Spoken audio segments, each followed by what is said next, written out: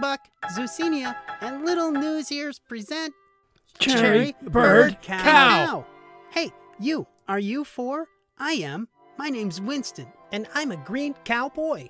And I'm Enzo, part superb bird of paradise, part man, and I'm Winston's dad. Dude, actually you're his grandfather. Technically, I'm your father too, you know. And I love you. I'm Felix, part boy, part cherry. How is that possible? We live in Ataraxia, California. Wow, it's like a commune. It's not a commune. We're working on a newspaper that we're putting on all bathroom stalls around the world. News on every bathroom stall. The toilet paper. Get it? We're Cherry, Bird, and Cow. Today's date is December 8th, 2020. It's Pretend to be a Time Traveler Day. Luckily, we don't have to pretend. We know how to travel through time. It's all about the caves. Dude, I totally love the way this episode ends, by the way. But I like next February's podcast even better. I would tell you a joke about time travel, but you guys didn't like it. Time travel is so awesome. And since the holidays coming closer, I went back to see the birth of Christ. I couldn't stay to watch, though. All the hotels were booked. I think I'm going to go forward in time to avoid that joke. Hey, that would be a pretty intelligent thing to do. Speaking of intelligence, did you hear about the issues with artificial intelligence? Yeah, dude, like apparently AI, that's what you call artificial intelligence. It's getting pretty good at creating pictures of fake people. Fake people that look so real, it's hard to tell them from real. Yep, they scan real faces and they create fake faces in pictures. A lot of people are thinking this could lead to problems with like fake IDs on dating sites or Facebook or other social media. Maybe even passports. Wow, I wonder if I could create a fake friend. Dude, you have a lot of friends. Why do you need a fake one? You know that kid at school that keeps picking on me? Oh, yeah. He said your udders stink.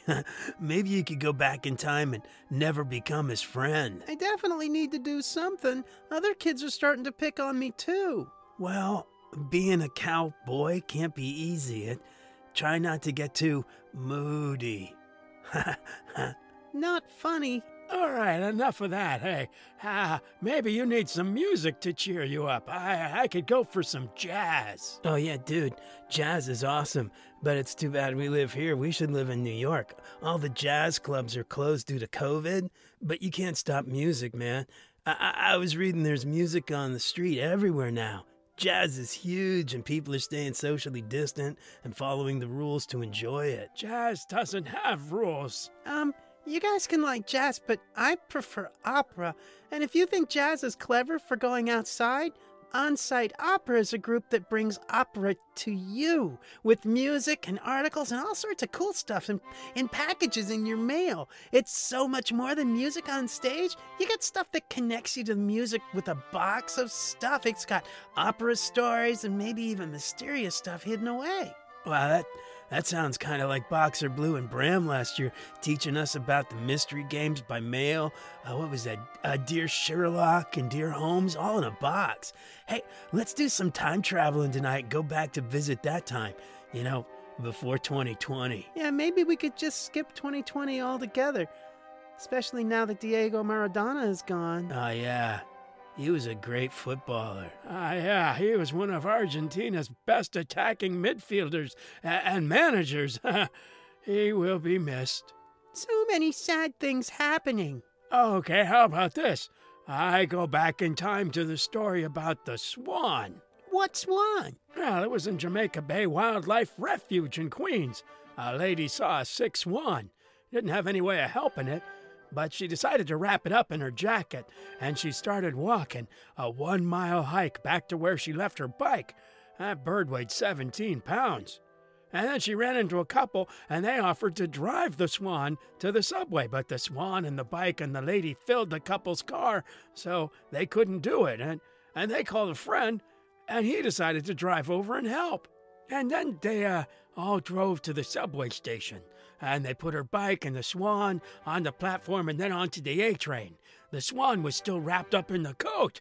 And then they took 2 subway car rides, and then finally they reached the Wild Bird Fund. The Wild Bird Fund said it looked like lead poisoning, which happens when birds eat fishing gear that people lose, like the sinkers and stuff, but the lady may have saved it, and it was the lady's birthday, which saving a swan is a perfect present. That's a great story. Dude, that was a great story, but man, it was a long story. We're gonna have to time travel to finish this episode in time so you can wash your udders. Hey, that's just not funny. Dude, I'm just joking with you. Sorry. Sometimes I get that way when I'm hungry and it's dinner time. Yeah, it is dinner time, and I can go eat dinner as a time traveler. Dude, what do you mean, eat dinner as a time traveler? Well, after dinner I'm still hungry. I can go back 4 seconds. I didn't love that joke, but I love you. Dude, and I love you too. And I love both of you. Thanks for listening.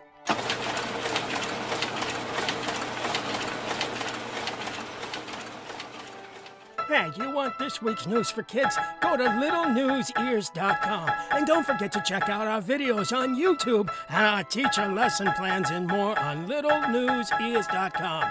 May your sweetness shine and your colors glow. Sources for today's show include the New York Times and the BBC.